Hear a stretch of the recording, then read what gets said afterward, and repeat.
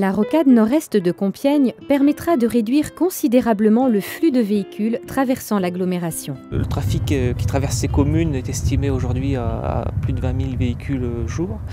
Et cette rocade va permettre de décharger tout ce trafic et ainsi d'améliorer les conditions de vie des habitants en diminuant la pollution et le niveau de bruit dans les agglos, mais aussi pour les usagers, les habitants, une meilleure sécurité.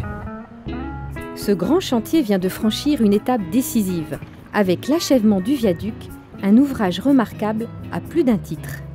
Cet ouvrage d'art s'inscrit dans un aménagement global, prenant en compte la lutte contre les inondations. Pourquoi on a réalisé un viaduc à cet endroit-là? C'est parce que nous sommes sur la zone d'expansion de crues de l'Aisne et de l'Oise, et si on avait fait une route classique en remblai, eh bien on aurait comblé l'écoulement des eaux, et c'est la raison pour laquelle on a décidé de franchir en viaduc en laissant tout l'écoulement passer sous l'ouvrage. Donc l'ouvrage est forcément très long puisqu'il doit traverser l'intégralité des deux plaines, à savoir la plaine de l'Aisne et la plaine de l'Oise, sur une longueur approximative de 2 km.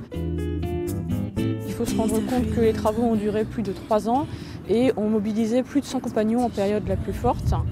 En termes de volume, on peut dire qu'il y a déjà 30 000 m3 de béton qui ont été mis en œuvre sur l'ouvrage et il y a également environ 5 000 tonnes d'acier pour la construction de l'ouvrage.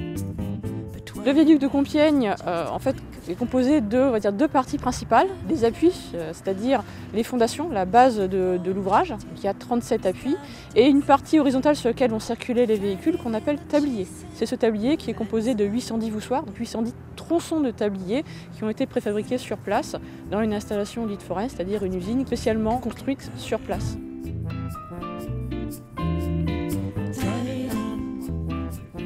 La livraison du viaduc a rappelé les avantages de ce contournement de l'agglomération. C'est quand même un projet qui allie 3 gros projets. D'une part, le viaduc, mais il y a aussi Canal Seine-Nord et il y a le bassin d'atténuation des crues qui est quand même important pour la lutte contre les inondations dans la région.